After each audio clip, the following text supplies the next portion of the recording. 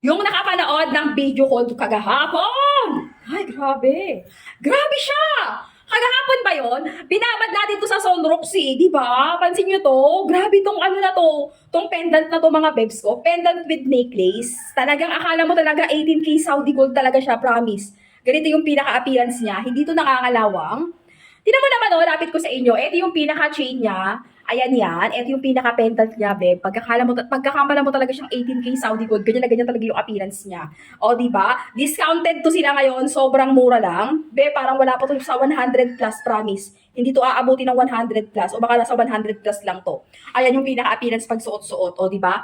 Discounted yan ha. Mukhang mamahalin yung iyong necklace. Silver, stainless, gold siya. Non-faded, non-tarnish at hindi nangangalawang. Super discounted to mga pangga ko. Pag kursunada yung mga ganitong classic necklace, maglalagay ako ng link.